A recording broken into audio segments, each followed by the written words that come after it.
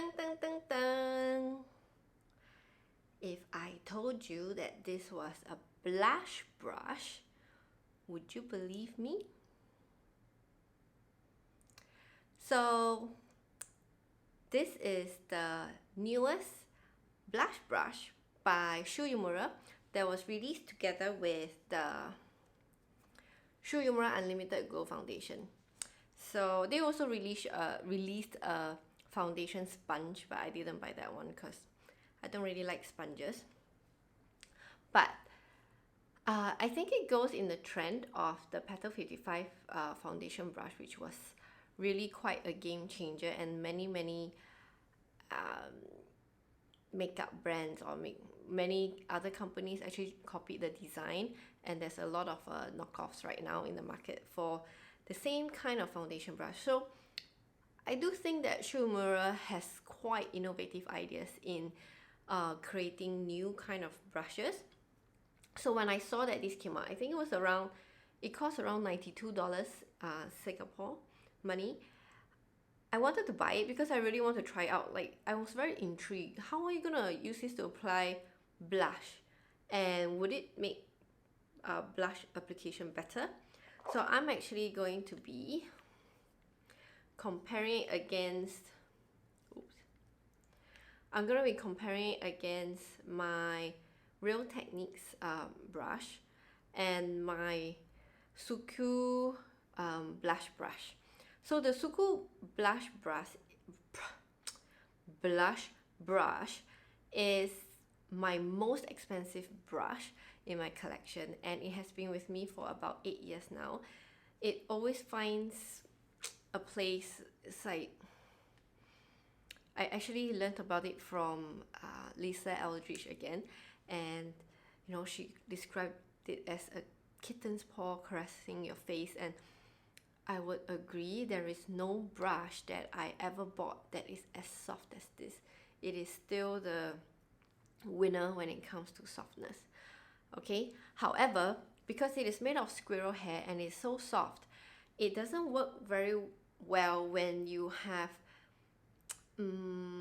blushes that are not so pigmented, right? Especially baked ones. So for those who would want something that's a bit harder, like goat's hair, I thought that I would try something really high-end and something really affordable and quite easily found, which is the Real Techniques brush. Okay, and let's compare it side by side. Alright. First, I'm going to be using the NARS Sex Appeal blush as the test for comparison today. Partly because it is a very popular blush, and also because of its, how should I say, it's not very dark, right? And it takes quite a while to get it to the kind of color payoff that you want. So let's try it with the new Shu Uemura, I think it's a 30R foundation brush. So just put it like this, and I will tap it a bit, just make it more even, and I would apply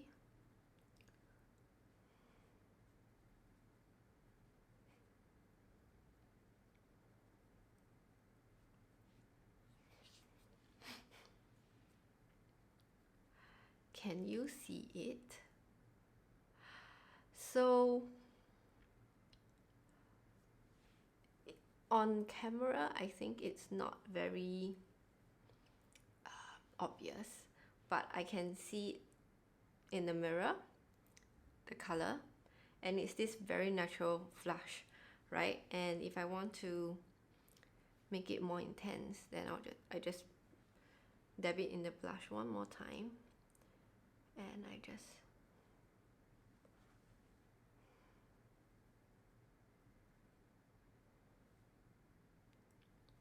okay. It doesn't look very bright on camera, but in real life it is actually quite strong already.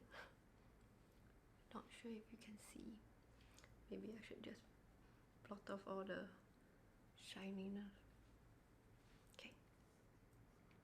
Right, so just twice, and it's actually very obvious. So the first contender, the Suku brush, let's try to do the same. Put it here, knock off the excess, and then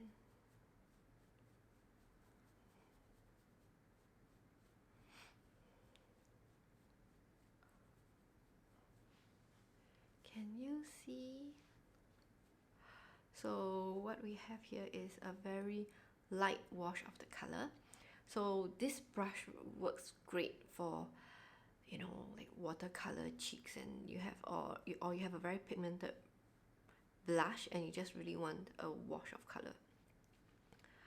However, for this blush, this amount of blusher is almost negligible in real life. People probably don't even know that you're wearing blusher. Okay, so again, second round.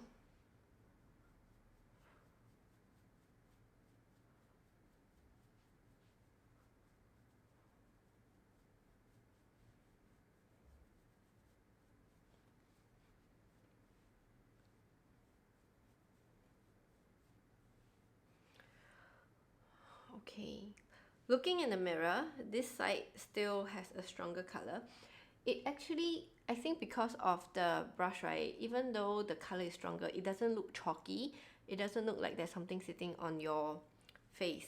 Right here, the color is a nice wash of color, but if you want to get the same color payoff, I think we will need to do one more time. Right.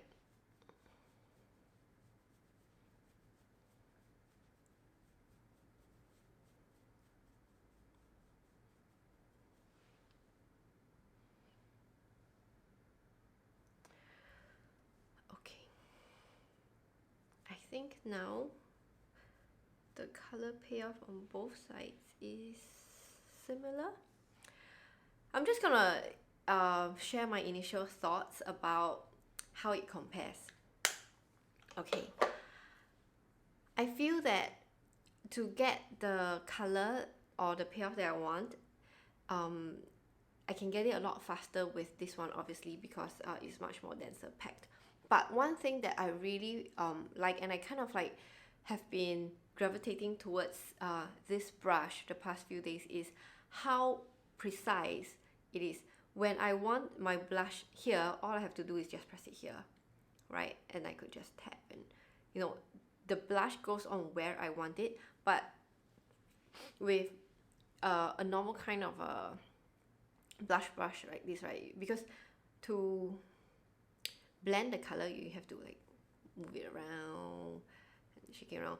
I find that it's harder for me to control where I want the blush to end up, and usually quite often I do find myself that when I want to just have a point color here, but as I'm mixing, it becomes bigger and bigger and bigger, and then it reaches all the way to the end, which is not exactly the look I was going for in the first place. Not that it's a bad look, but it is harder for me to be precise because of, you know, the tendency for me to want to blend it out, and then it just, and also as you have seen, right, it takes me more time, and also I need to put on more layers to get the kind of color payoff that I want. And what that means is that when you put on too many layers of powder, no matter how good the powder is, no matter how good quality, you know, the blush is, it will start to get more and more chalky, or should I say less and less natural. I wouldn't go to the extreme of saying that the blush currently looks chalky, like you can see the powder on my face, but if you were to compare both sides, this side looks like the color is part of my skin, I don't know, melted, infused into my skin, whereas this one, you can see that, you can tell that I've put something on top of my skin. I hope that is a good explanation, but yes, still a pretty color, but that is the big difference that I see in the two brushes. And do you need to buy this brush? Of course not. You can get the same effect with most blush brushes. Okay, so we're just gonna take off this side and try it again with the Real Techniques one. Okay, so I have cleaned off the left side and reapplied the same foundation, and now I'm gonna be going in with my Real Techniques brush with NARS Sex Appeal again and see how it works. I'm gonna be very honest with you, this is my least favorite blush brush, and I almost never use this. I only use this for cream blushes because it's synthetic. And the reason why I don't really like it is, I don't know, with all Real Techniques brush, the end of the brush, this part, it becomes sticky after a while, and I don't like it. So putting on makeup is something that I look forward to. It's like a I don't know, I want to enjoy and I want to use nice things.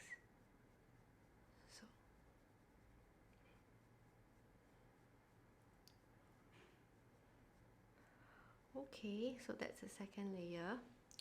Looking at the, whoa, look at the mirror. The coverage looks even lesser than with the Suku one. So let's try to get it.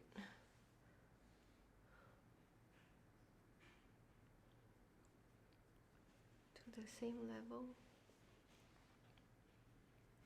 But because of how hard this brush is, and because of the shape, as you can see, this whole part is tapered, right? I don't have to do so much blending as with the Suku, so I can be more precise with my brush. When I check, I don't know whether you can see. Let me try to zoom you in. Oops. Okay. I don't think you can tell.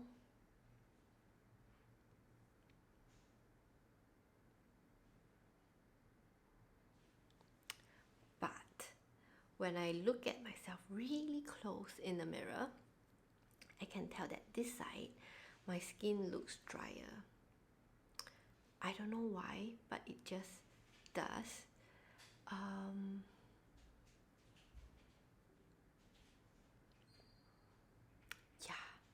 Again, this side just looks like the color is melted into my skin, and this side looks like there is blushes on top of my face, and